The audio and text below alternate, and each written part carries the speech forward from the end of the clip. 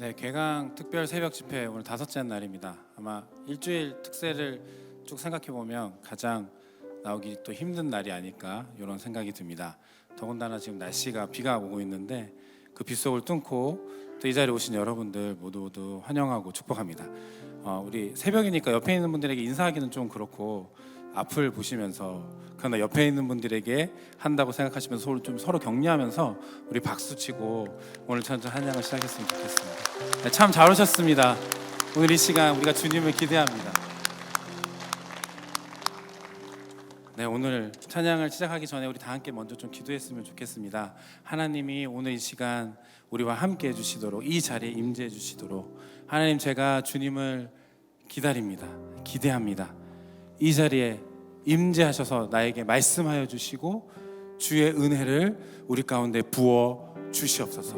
주님을 기대하는 마음으로 오늘 이 시간 우리 다 함께 좀 통성으로 먼저 기도하며 주님 앞에 나갔으면 좋겠습니다. 우리 다 함께 기도하며 나가겠습니다. 하나님, 오늘 이 시간 주님을 기다립니다. 주님을 기대합니다.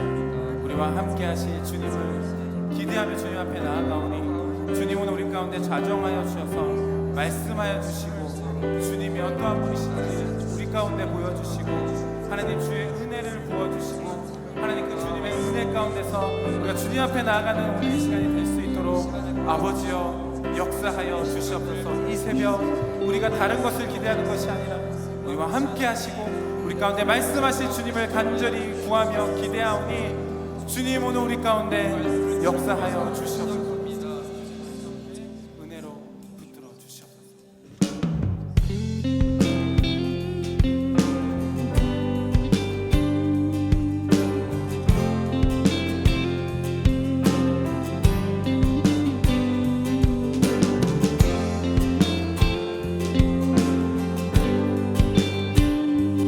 우리 주님을 기대하는 마음으로 다 고백해줍시다. 주님의 시간에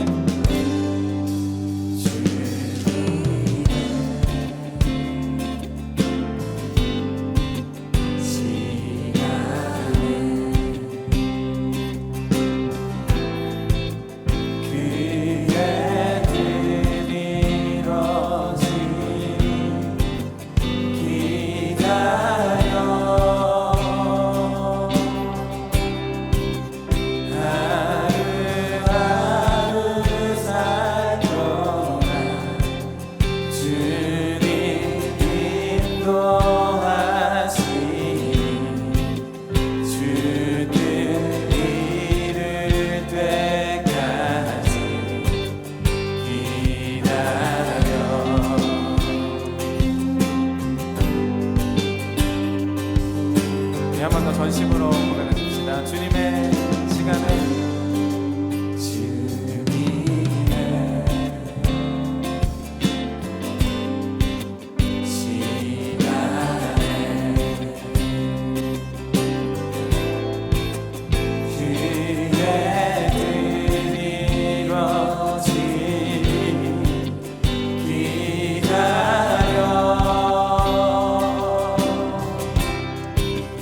하루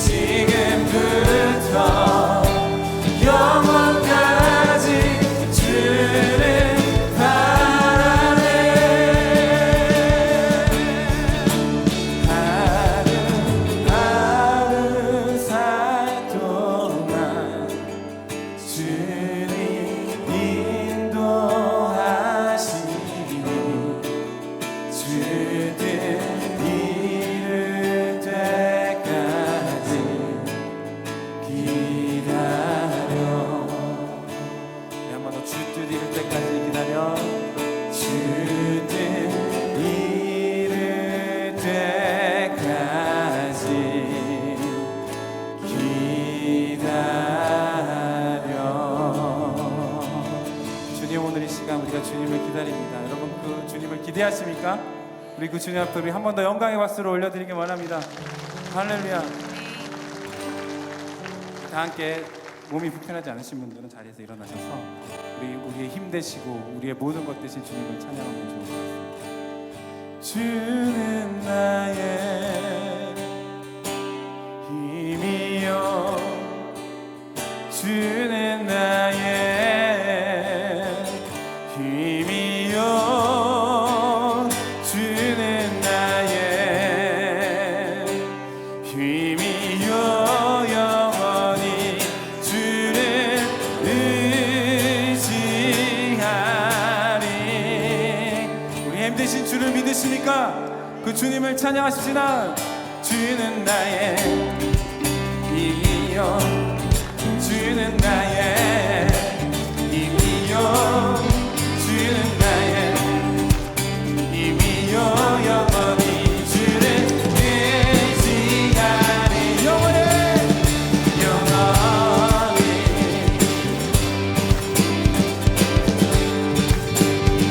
전심으로 하늘 위에 주님밖에 하늘 위에 주님밖에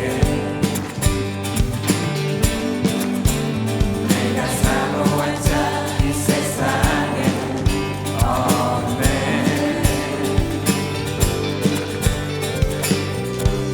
내 맘과 힘을 믿을 수 없네. 오직 한 가지 그 진리를 믿네. 주는 나의 힘이요 주는 나의 힘이요 주는 나의 힘이요 영원히 주를 의지하리.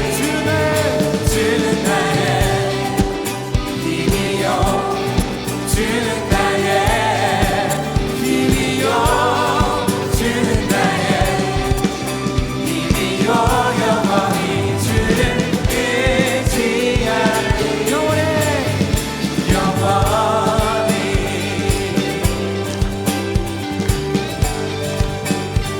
우리 한 번 더 하늘 위에 주님밖에 하늘 위에 주님밖에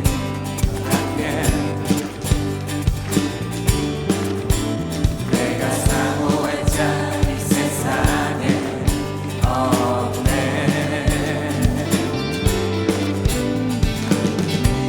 내 맘과 힘을 믿을 수 없네. 오직 한 가지 그 진리를 믿네.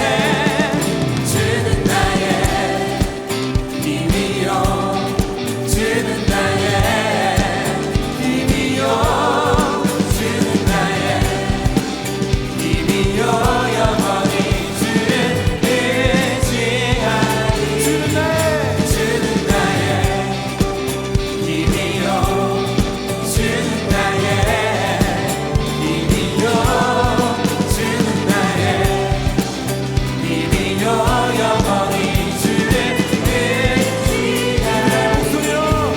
주는 나의 힘이요 주는 나의 힘이요 주는 나의 힘이요 영원히 주를 의지하리. 주는 나의 힘이요 주는 나의 힘이요 주는 나의 힘이요 영원히 주를 의지하리. 주를 의지하리. 주를 의지하리.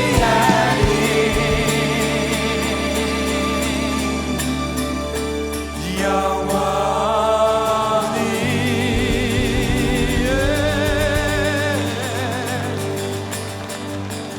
우리 힘드신 주님의 이름을 찬양합니다. 전능하신 나의 주 하나님 잊지 못하실 일 전혀 없네.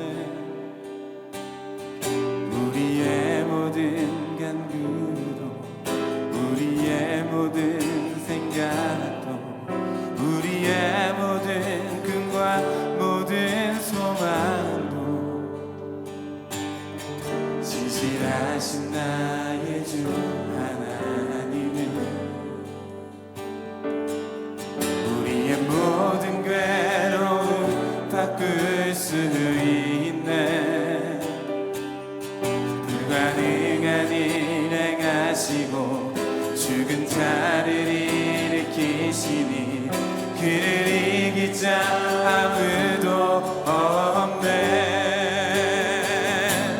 주의 말씀 의지하여 깊은 곳에 금을 던져 오늘 그가 놀라운 일을 이루시는 것 보라.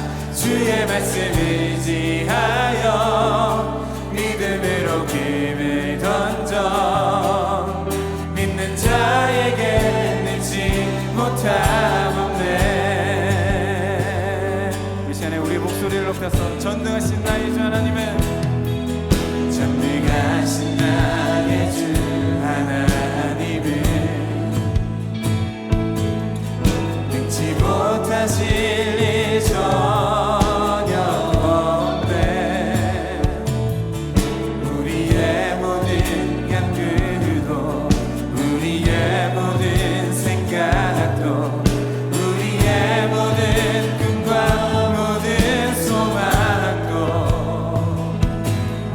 신실하신 나의 주 하나님은 우리의 모든 괴로움 바꿀 수 있네. 그가 일에 가시고 죽은 자를 일으키시니 그를 이길 자 아무도 없네. 주의 말씀 의지하여 깊은 곳에 금을 던져 오늘 그가 놀라운 일을 이루시는 것 보라. 주의 말씀 의지하여 믿음으로 금을 던져 믿는 자에게 능치 못함 없네. 주의 말씀 의지하여 주의 말씀 의지하여 깊은 곳에 금을 던져 오늘 그가 놀라운 일을 이루시는 것 보라. 주의 말씀 의지하여 믿음으로 금을 던져 믿는 자에게 능치 못함.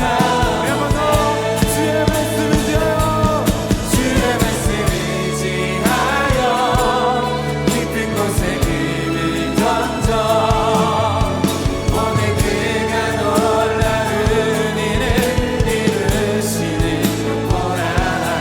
주의 말씀 의지하여 믿음으로 금을 던져 믿는 자에게 능치 못함. 믿는 자에게 능치 못함 없네. 믿는 자에게 능치 못함 없네. 믿는 자에게 능치 못함 없네. 전능하신 주님 앞에 우리 한 번 더 영광의 박수 올려드리기 원합니다. 할렐루야. 주님 영광을 받아주시옵소서. 이 시간에 다 함께 자리에 앉으셔서 우리 주님 앞에 기도하며 나가기 원합니다. 전능하신 하나님, 주님의 이름을 높여드립니다. 오늘 우리 가운데 놀라운 일을 이루시는 것을 경험하는 오늘 이 시간 될 수 있도록 역사하여 주시옵소서. 오늘 말씀이 선포되어질 때에 말씀의 능력을 경험하며 주님 앞에 나갈 수 있도록 붙들어 주시옵소서. 이 시간에 다 함께 우리 주님 이름 크게 한번 부르짖고 우리 통성으로 주님 앞에 기도하며 나가기 원합니다. 우리 다 함께 기도하겠습니다. 주여, 하나님 오늘 이 시간 주님의 이름을 찬양하며 주님 앞에 나아갑니다. 전능하신 주님의 이름을 높여드립니다. 아버지 하나님 오늘 이 시간 우리 가운데 역사하여 주셔서 그 주님의 놀라운 능력 가운데를 경험하는 시간 될 수 있도록 붙들어 주시옵소서. 주의 말씀이 선포되어질 때에 그 말씀의 능력 경험하며 주님 앞에 나갈 수 있도록 주님은 우리 가운데 역사하여 주시옵소서.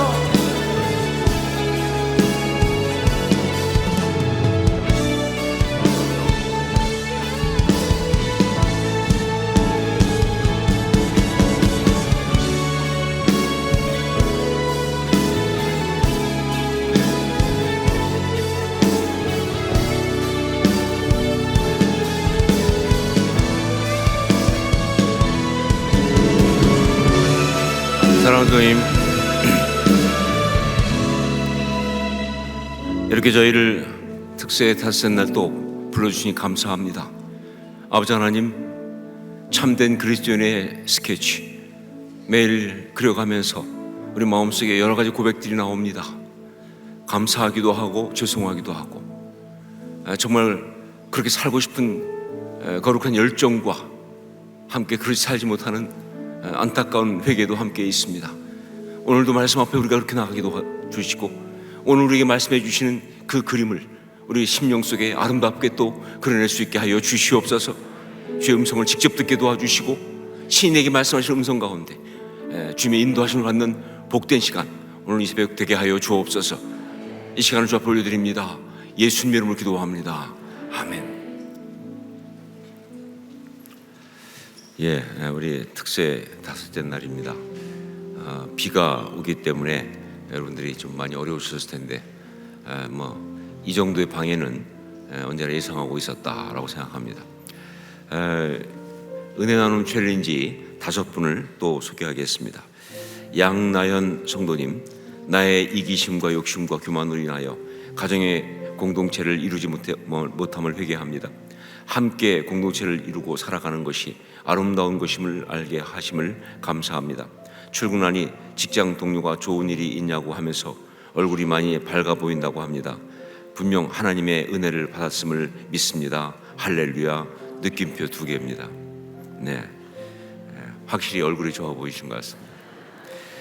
권미영 성도님, 대속의 은혜, 사랑의 계명, 십자가의 영성을 늘 기억하고 이기심과 욕심과 교만을 버리고 사랑으로 공동체와 가정의 빛으로 살아가겠습니다. 느낌표. 이우룡 성도님, 참 그리스도인으로 살아갈 길은 공동체를 잘 이끌고 속해야 될 줄 믿습니다.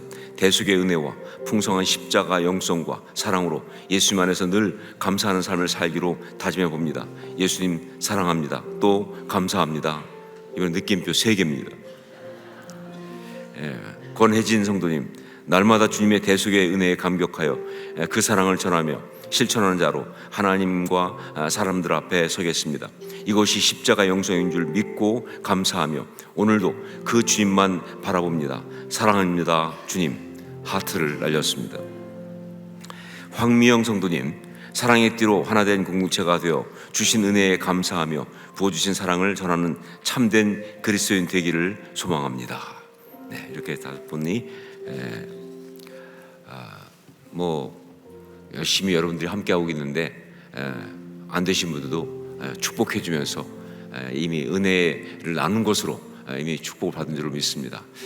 우리 자원인 성도들하고 한번 다시 인사 한번 나누겠습니다. 사랑합니다. 행복하십시오. 이렇게 서로 한번 인사 한번 나누시죠.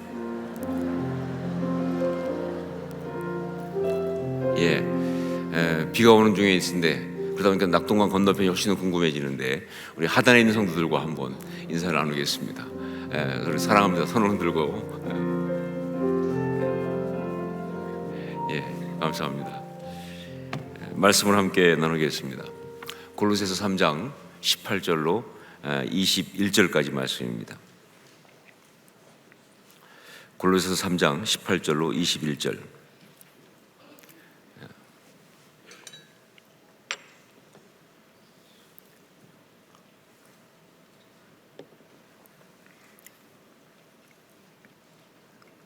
한 절씩 교독하겠습니다. 제가 먼저 18절 말씀 봉독합니다. 아내들아, 남편에게 복종하라. 이는 주 안에서 마땅하니라. 남편들아, 아내를 사랑하며 괴롭게 하지 말라.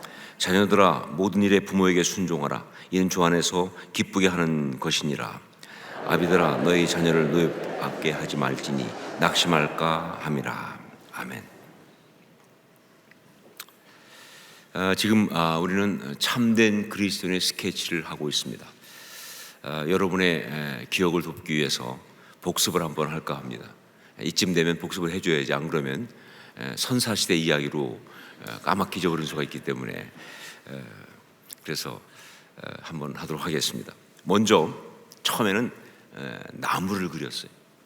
의의 나무라고 하는 전체 그림을 나무라고 하는 메타포를 사용해서 그림을 그렸습니다. 참된 그리스도인은 깊은 뿌리와 든든히 선 줄기와 그리고 풍성한 가지와 잎사귀의 모습이다 라고 하는 그런 비유로, 그리고 이어서 비유가 아닌 실제적 특징을 잡아가면서 이제 그림을 계속 그려가고 있는데, 첫 번째는 위의 것을 찾으라 하는 것이, 참된 그리스도인은 위의 것을 찾는 사람이다, 이 땅이 아니고 하는 이야기죠. 두 번째는 새 사람을 입으라 하였습니다. 참된 그리스도인은 새 사람을 입고 하나님의 형상을 이룰 수 있도록 지식에까지 새로운 사람, 옛사람 벗고, 그 다음에 세 번째는 공동체를 이루라 하는 것이었습니다. 참된 그리스도인은 더불어 살아가며 하나님의 아름다운 공동체를 이루는 사람이다. 세 가지의 중요한 이야기를 하면서 말씀드렸어요.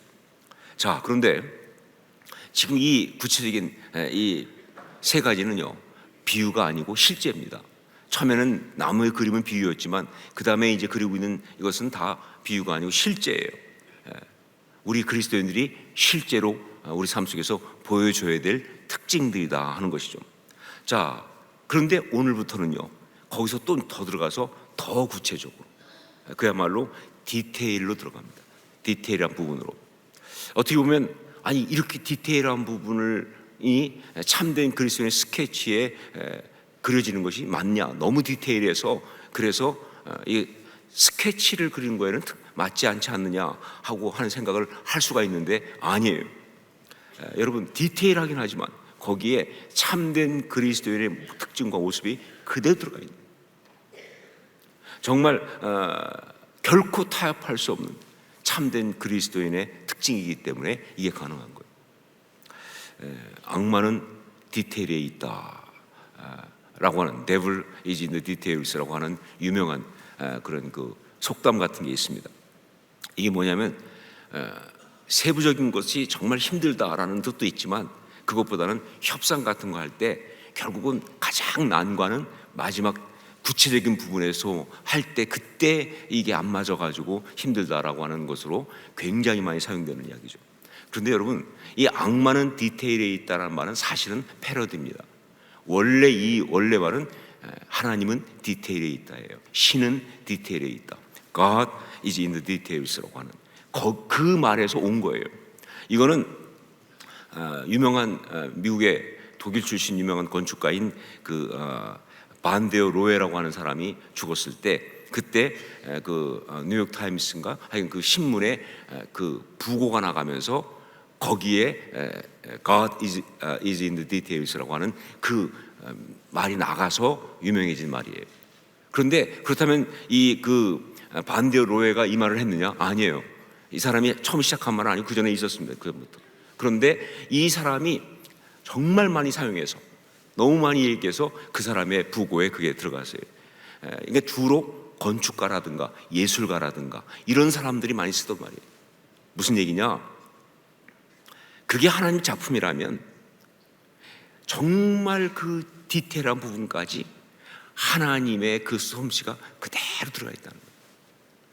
이게 뭐 큰 것만이 아니라 그게 진짜 하나님 작품이라면 정말 디테일한 부분까지, 디테일한 부분을 강조하는 것이기도 하고 하나님의 그 어떤 그 아름다움을 이야기하는 거기도 하죠. 그래서 아주 구체적인 정말 그런 부분에 거기에 오히려 더 잘 드러난다. 그래서 God is in details, 하나님은 디테일에 있다라고 이야기를 하는 거예요. 이게 굉장히 의미가 있잖아요. 그렇습니다. 참된 그리스도인의 모습은요, 그 특징은 디테일한 부분에서 더 잘 드러나야 되는 거예요. 신앙인의 진짜 신앙의 모습은요, 거창한 일을 하는데 어떤 일을 하는데 그게 아니라 정말 구체적인 그 삶의 자리에서 드러나야 맞는 것이다. 예, 그러지 않으면 그건 진짜 신앙이 아닌 거예요. 정말 참된 신앙의 모습은 디테일한 부분에서, 하나님의 어떤 그 역사하심은 디테일한 부분에서, 그 구체적인 부분에서 나타난다, 그런 이야기예요. 그래서 오늘 말씀에서도 참된 그리스도의 스케치를 하면서 아주 디테일한 데까지 들어가는 거예요. 자, 그 중에서 실제적인 모습으로 네 번째 그리고 있는 그 중에 첫 번째로 그 디테일 중에 하나, 그게 바로 바른 가정을 세우라 하는 것입니다. 바른 가정을 세우라. 여러분, 가정이라는 것은요, 문화, 인종, 종교, 사회를 막론하고 그 중요성이 절대로 무시될 수 없는 그런 것입니다. 뭐 딴 얘기할 거 없어요. 가정이 무시되는 사회는요, 악한 사회고요, 그리고 미개한 사회입니다. 그러니까 미개한 사회일수록 가보면요, 가정이 무시되고 있어요. 막 일부 다처제 막 이런 거, 막 이런 게, 그런 게 있어요. 그게 그 미개한 사회예요. 그리고 아무리 다른 게 뭐 찬란하고 뭐 발전하고 어마어마하고 그래서 발달된 선진 사회라고 할지라도 가정이 무너진 사회는 타락한 사회예요. 현대 사회처럼 가정이 무너진 사회는 타락한 사회예요. 사람도 그렇습니다. 다른 곳에서 아무리 성공했어도요, 가정에서 실패한 사람은 실패자입니다. 그 인생은 실패한 거예요. 사회의 다른 부분에 아무리 많이 기여했어도요, 가정을 파괴한 사람은요, 그 사회를 파괴한 사람이에요. 그렇기 때문에 그 반대로 그 힘들고 어려운 가운데서도 가정을 지키고 바르게 세운 사람은요, 존경받아야 하고, 그리고 그는 정말로 아름답고 능력 있는 그런 사람이다 하는 것이죠. 도대체 어떻게 이 가정을 이렇게 보편적 가치로, 보편적 진리로 이렇게 얘기할 수 있느냐? 그렇게 말할 수 있는, 그러면 그 어떤 근거가 어디 있느냐? 그 근거는 바로 뭐냐면, 이 가정은 어떤 시대의 산물이 아니고, 어떤 문화의 산물이 아니고, 어떤 그런 상황에서 나온 것이 아니라 바로 창조주 하나님께서 만드신 거거든요. 그러니까 이건 손댈 수 없죠. 이건 창조주 하나님께서 만드신 거예요. 누구의 인간, 누구의 아이디어 아니에요. 어떤 왕이 시작한 제도가 아니에요. 하나님이 만드신 거예요. 그러니까 여러분 보시면 알지만, 뭐 다큐멘터리까지 봐도 알지만, 어떤 민족 어디를 가도 가정이 다 있잖아요. 이건 하나님 만드신 거기 때문에 그게 있는 거예요. 그리고 이것이 중요한 이유가 뭐냐라고 한다면, 이것이 바로 우리 창조주 하나님의 명령이고 바람이시고 기대이시고 소망이기 때문에, 그래서 이게 정말 중요한 것이다 하는 것이죠. 그러므로 그리스도인들은, 하나님의 사람들은 바로 세상 어떤 사람보다 가정을 더 온전히 세우고 이루어야 하는 것이다 하는 거예요. 한마디로 말해서 참된 그리스도인은 어떤 사람이냐라고 할 때 그냥 그대로 바른 가정을 세우는 사람이다라고 말해도 된다는 것이죠. 참된 그리스도인은 어떤 사람이냐? 그냥 그대로 바른 가정을 세우는 사람이다. 자, 그런데 여기서 여러분 한 가지 또 생각할 것은, 아니 가정이면 가정이지 바른 가정은 또 뭐냐 하는 생각을 할 수가 있어요. 그 말은 뭐냐? 바르지 못한 가정이 버젓이 우리 가운데 괜찮은 것처럼 존재하고 있기 때문에 이렇게 말씀드리는 거예요. 여러분, 많은 사람들이 착각하고 있어요. 남자가 여자가 만나면 부부가 된다고, 그걸 부부라고 부른다고, 그리고 거기서 자녀가 태어나면서 가정이 이루어진다고, 이런 식으로 가정은 시작되고 완성되는 것이라고. 여러분, 아니에요. 동물의 왕국이라면 가능하죠. 그거 아니에요. 단지 그냥 그렇게 구성을 맞췄다고 해서 그게 되는 것이 아니라, 정말 성경적으로 볼 때 가정이란 정말 어떤 모습, 어떻게 해야 한다는 분명한 기준이 있어요. 진리가 존재하는 거예요. 단지 그냥 남자와 여자가 만나고 자녀가 태어나고 그렇게 되는 것이 아니에요. 그 모습이 돼야 그게 진짜 가정인 거예요. 아니면 가정이라고 말할 수가 없다는 것이죠. 참된 그리스도인들은 바로 그런 가정을 세우는 사람들이다. 사실 말씀을 준비하면서 저한테 굉장히 부담이 있어요. 왜냐하면 이 말씀에 정말 그대로 해당되는 분도 많이 있지만, 그러나 이 말씀과 상관이 없는 지금 그런 분도 있어요.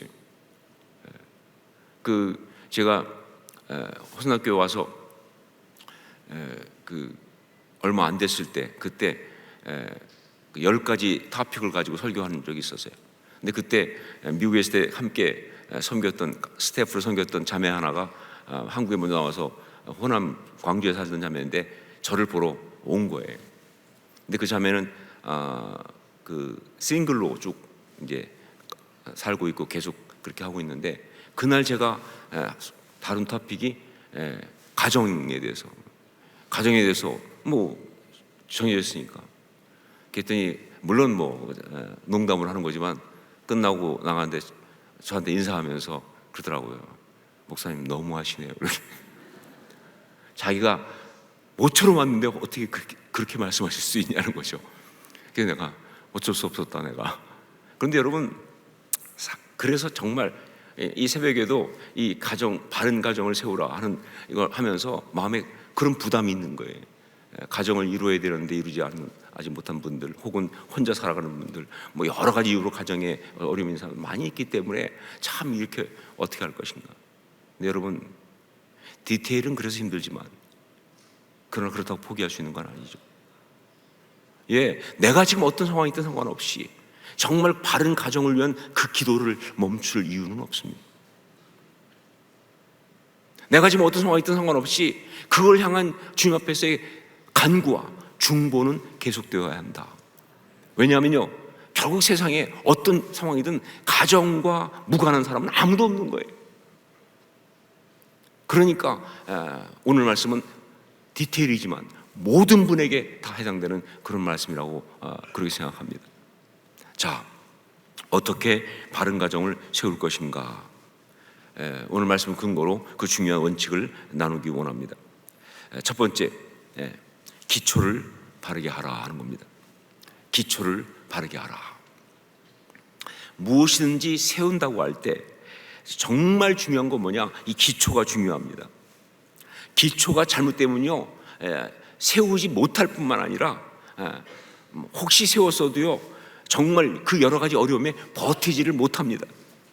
혹은 버틴다 할지라도 절대 아름답지 못하는 거예요. 그렇기 때문에 기초가 중요해요. 가정도 마찬가지입니다. 바른 가정을 제대로 세우기 위해서는 기초가 제대로 되어 있어야 하는 거예요. 이 시대에 많은 가정들이 흔들리고 무너진 이유는요, 바로 기초가 문제가 있어요. 왜냐하면요, 이 시대 가정의 기초는 뭐냐? 여러분, 이 시대 가정의 기초가 뭐라고 생각하세요? 결국은 자기 이익 아닙니까? 우리 이익도 아니에요. 자기 이익이에요. 내가 편하고 내가 원하는 대로 내가 그러니까 뭐 부부 결혼할 때 보면 다들 뭐예요? 어떤 스펙 맞추고 이런 거 그렇게 선택하려고 하잖아요. 안 되면 전문가, 그 부분의 전문가 마담 뚜까지 동원해가지고 데이터도 하고 데이터를 수집해가지고 자기 이익이에요. 그리고 또 이 시대의 가정의 기초는 자기 감정이에요. 내가 행복해야 돼. 내 기분이 중요해요.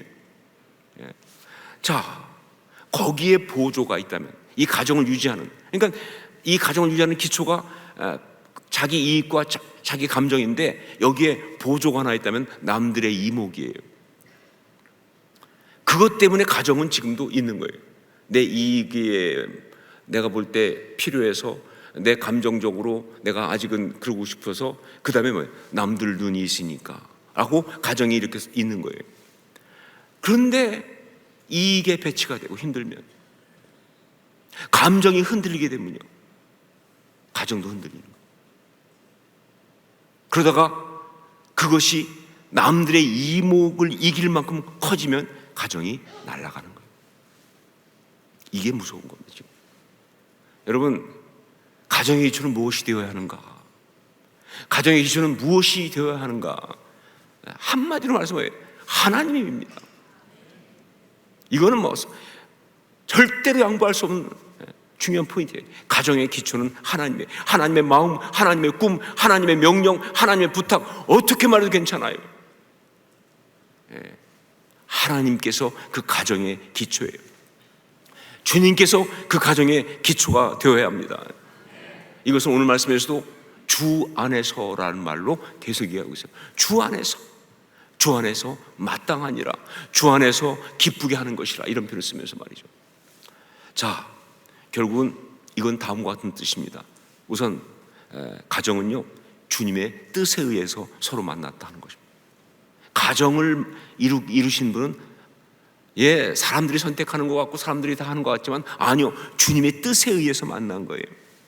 아담에게 그 아내를 이끌어 오시면서 가정을 이루게 하신 이후 지금까지 모든 가정의 만남은요, 주님의 그 섭리 아니고는 있을 수가 없다, 그런 것입니다. 이걸 인정하는 거예요.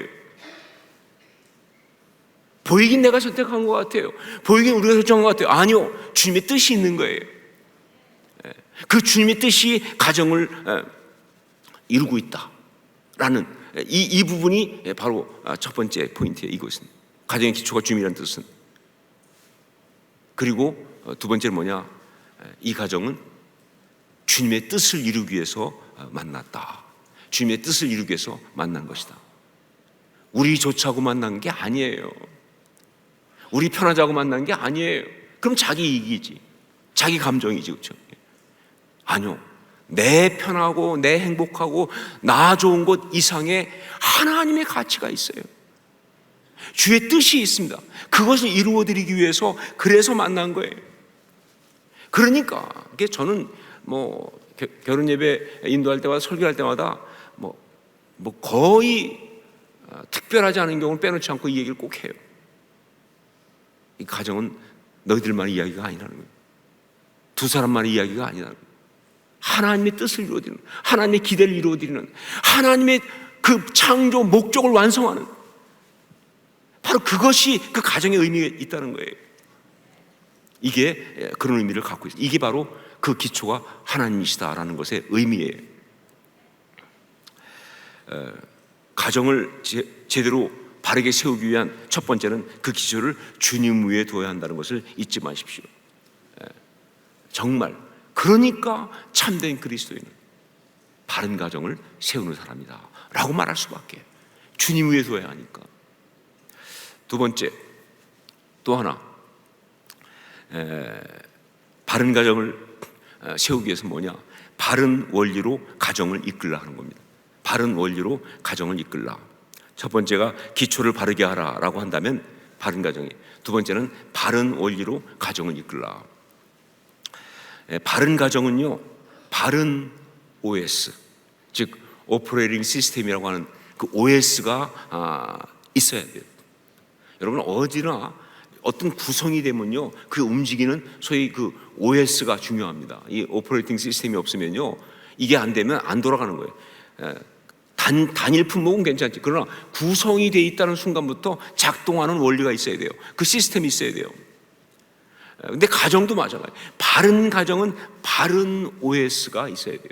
근데 이건 어디냐면 성경적이어야 합니다. 왜냐면요, 여러분, 가정을 만드신 분, 바로 그분이 감동해서 우리가 주신 것이 뭐예요? 성경 아닙니까? 그러니까 오리진이 같기 때문에 가정의 OS는요, 성경적이어야 되는 거예요. 이건 분명한 것이다. 자, 오늘 말씀을 통해서 볼 때 성경이 말하는 바 가정의 운용 원리를 보면요, 우선 두 가지의 기본적인 사실을 확인할 수 있어요. 첫 번째가 뭐냐, 각각 구성원들이 하는 일이 다 다르다고 하는 다양성이에요. 각각 구성원들이 하는 일이 다 다르다고 하는 다양성이에요. 아내의 일 다르고, 남편의 일 다르고, 부모의 일 다르고, 자녀의 일 달라요. 가정은 평등하지만, 가족은 평등합니다. 그러나 그 기능과 역할은 다양하다. 이것이 먼저 드러나고 있는, 이 OS에 드러나고 있는 그런 특징이에요. 그 다음에 두 번째, 가정의 OS는요, 조건적이지 않고 무조건적이라는 거예요. 세상의 OS는 조건적이에요. 이게 가면, 딱딱 가면, 그 다음에 이게 그 조건에 따라서 이게 반응하고, 이런 어떤 그렇게 돼 있어요. 그런데 가정의 OS는 조건적이지 않아요. 무슨 얘기냐? 예를 들면, 아내들아 남편에게 복종하라, 이는 주 안에서 마땅하니라 라고 말씀하실 때 아무 조건이 없어요.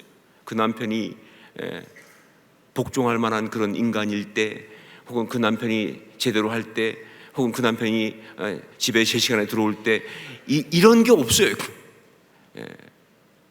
그냥 무조건. 남편도 마찬가지예요. 부모도 마찬가지입니다. 자녀도 마찬가지예요. 어떤 조건도 없어요. 그냥 무조건적으로 그렇게 하라고 하는 그러한 OS가 여기 있다는 것을 기억하시고, 이제 오늘은 디테일이니까 더 디테일로 들어가 보겠습니다. 구체적으로 본다면, 첫째, 아내에게는 남편에게 복종하라. 요 한 가지만 얘기했어요. 아내에게는 남편에게 복종하라. 지금 봐서 분위기가 딱 느껴져요.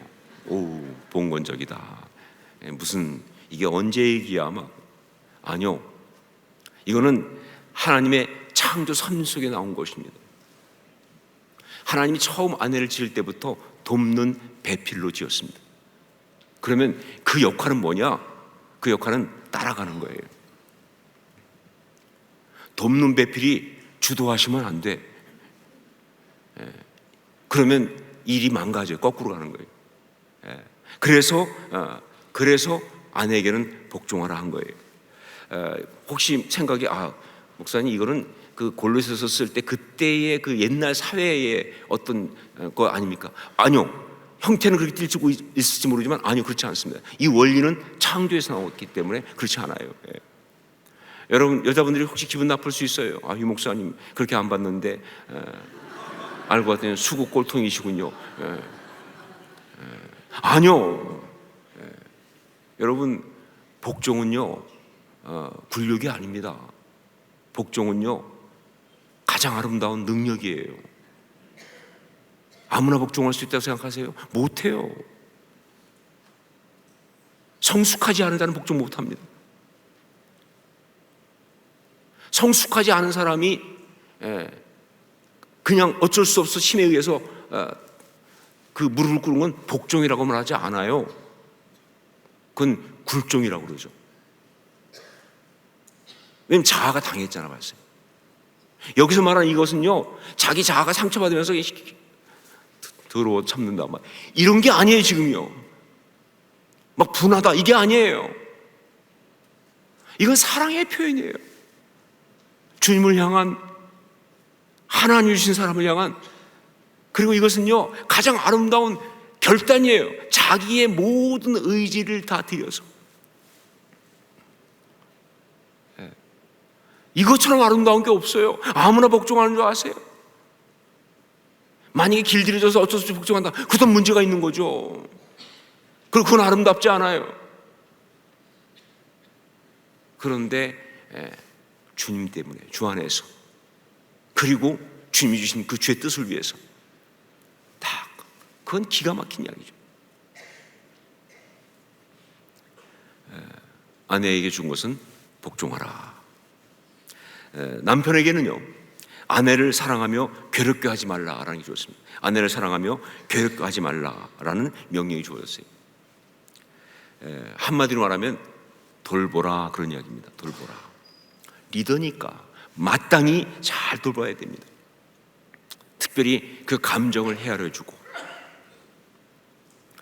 그 상황을 헤아려주고, 품어주고, 기다리고, 그리고 그의 결핍된 부분을 채워주면서,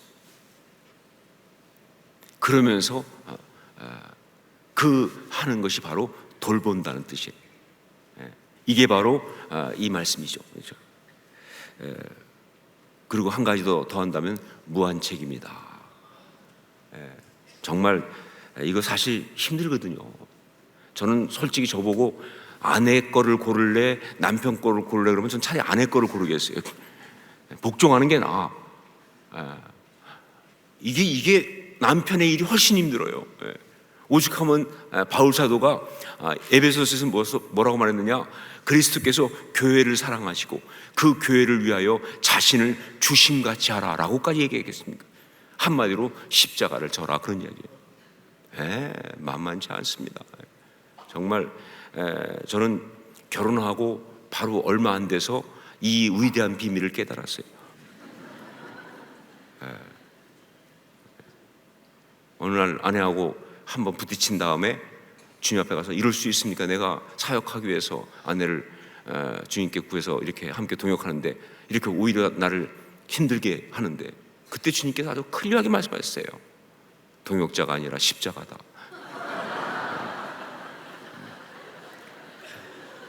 그 이후 그거는 변하지 않고 지금까지 어제 저녁까지 계속되고 있어요. 여러분, 그건 저에게 준 십자가죠. 그건 제 역할이 그거예요. 남편이니까. 이런 하나님의 뜻이 이 가운데 있다. 남편에게는 아내를 돌보라. 리더니까. 자녀들에게는요, 부모에게 순종하라 라는 명령이 주어졌습니다. 이거는 뭐 이유가 없어요. 부모가 뭐 나한테 가끔 보면 이렇게 그 어버이 주일 이럴 때 보면 막 그런 거 많이 해요. 막 부모님이 뭐 이렇게 우리 했으니까, 뭐 부모님이 뭐 우리를 이렇게 돌봐주셨으니까 뭐 그 사랑 때문에 뭐 여러 가지 다 좋아요. 그런데 그것보다 더 근본적으로 그냥 부모에게 순종하라고 했으니까 하는 거예요. 부모니까 순종하는 거예요. 이건 무슨 뜻이냐? 하나님이 세우신 질서를 존중한다는 뜻이에요. 여러분, 하나님이 세우신 그 질서, 그 권위를 파괴하면 그 모든 공동체 사회는 다 무너지게 돼 있어요. 그리고 그 피해자는 그 질서를 무시한 자신이 가장 큰 피해자가 됩니다. 여러분, 집안에 앉아가지고 집안 구조물 기둥을 갖다가 부셔버리면 제일 먼저 누가 깔려 죽습니까? 무슨 놈이 깔려 죽죠? 왜 그걸 몰라요, 사람들이? 왜 그걸 모르냐 그 말이에요. 아니, 그게 무너지면 가장 먼저 자기 깔리는 거예요. 권위는 그런 게예요. 그 하나님이 세우신 질서는 그런 겁니다. 그 질서를 부수면, 권위를 부수면 가장 큰 피해자가 자기예요. 그런데 인간은 너무나 완악해가지고 그냥 권위에 대해서 자꾸 들이받고 뭐 그냥 부수려고 하고 자꾸 간보려고 하고, 그건 아주 그게 죄성이죠. 자녀들한테 부모에게 순종하라는 것은요, 다른 얘기하는 것이 아니에요. 그냥 그 하나님이 세우신 질서, 그것을 갖다가 존중하라는 거예요. 그게 네가 오래 사는, 네가 정말 장수하는 길이에요.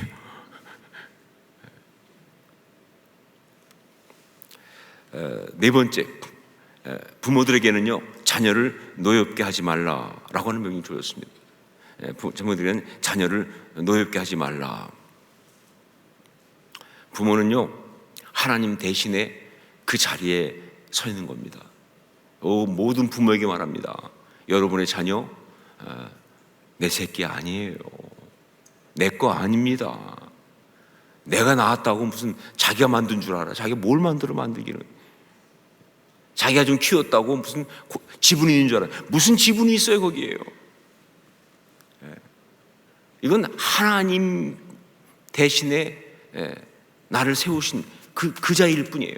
그렇기 때문에 자녀를 낳는 것이 아니라 키우면서 자녀가 계속 살아나도록, 계속 이렇게 자녀가 정말 생명력 가운데 있을 수 있도록 하는 게 중요한 거예요. 낳아놓고 끝나면 그럼 아니죠. 부모가 자녀가 생명력 가운데 계속 살아가도록 그렇게 해야 되는 거예요.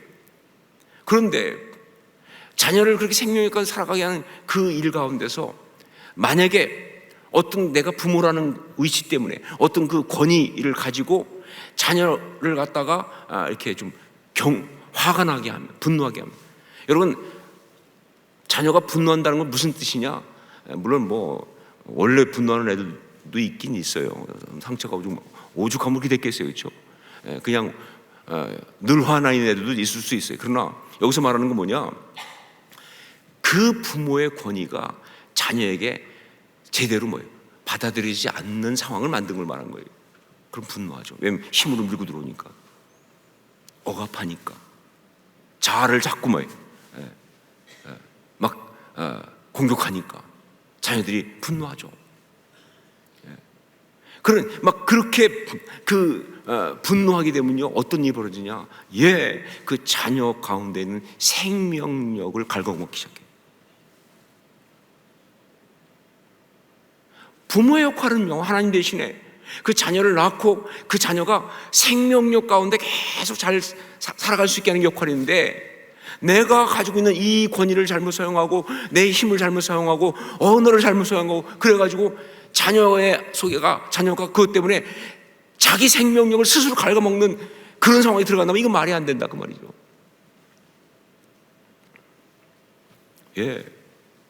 그래서 다른 어떤 것보다 자녀를 노엽게 하지 말라라는 말씀하시는 거죠. 제가 보니까 자녀 역할이 쉬워. 차라리 부모 해보니까 부모 힘들어요.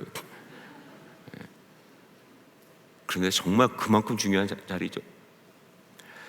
자, 이런 OS가 잘 작동되면요, 이거 한 가지만 가지고도 주님 바른 가정이 아름답게 잘 세워지고, 그리고 하나님 앞에서 정말 영광되는 역사가 있을 줄 믿습니다. 참된 그리스도의 스케치, 바른 가정을 세우라. 이것은 우리 그리스도인에게 주신 아주 디테일한 말씀이에요.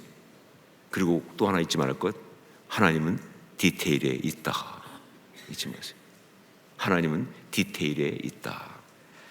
이제 기도하겠습니다.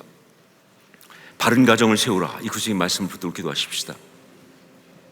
이것을 자신의 상황 속에 적극적으로 적용하면서, 단편적으로 적용하지 마세요. 적극적으로 적용하면서 성령께서 주신 감동에 따라 가정이라고 하는, 바른 가정이라는 이 주제를 붙들고 이 시간 함께 기도하는 시간을 갖겠습니다.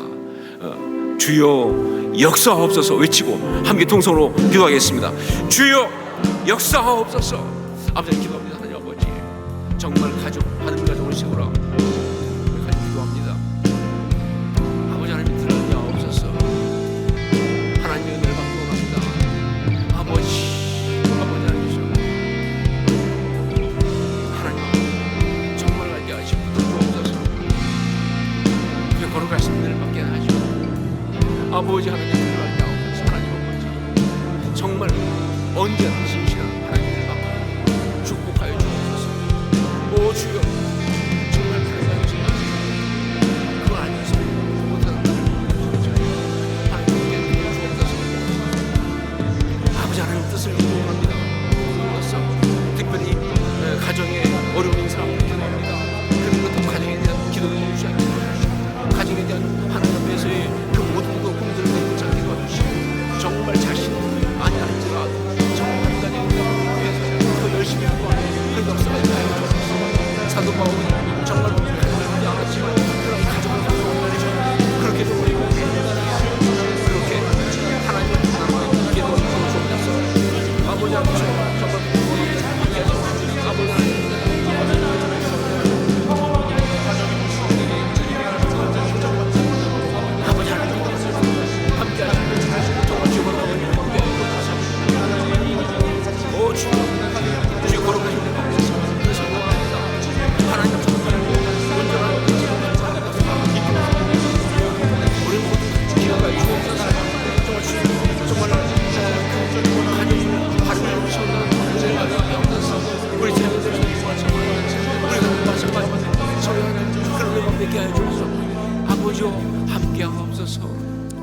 하나님은 너를 만드신 분, 이 찬양 요엘에게 준 찬양입니다.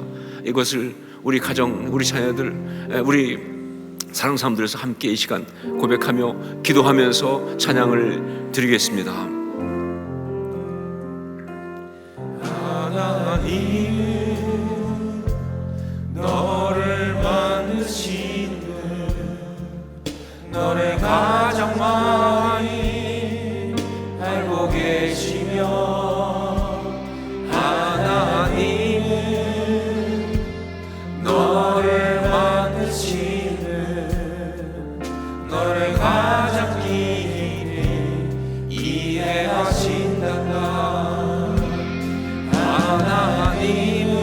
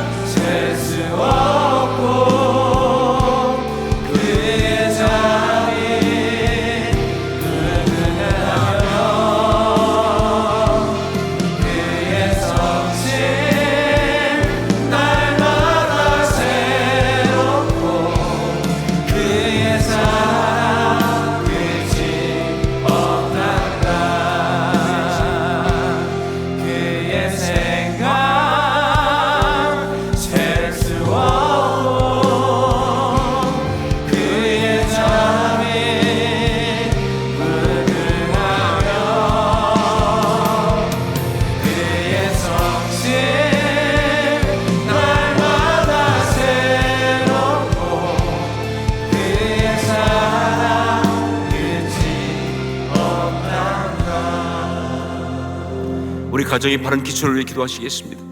주님만이 기초가 되십니다.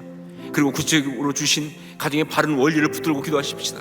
특별히 가족 구성원들이 이 바른 원리 가운데 있기를 위해서 중보하면서 정말 우리의 이 가정을 위해서 이 시간 구체적으로 직접적 가정과 혹은 연관된 가정과 확대된 가정과 혹은 하나님 주신 가정의 어떤 아름다운 꿈까지 붙들고 함께 통성으로 주여 은혜를 주옵소서 외치고 함께 기도하겠습니다. 주여 은혜를 주옵소서. 아버지 주옵소서. 하나님 우리 가정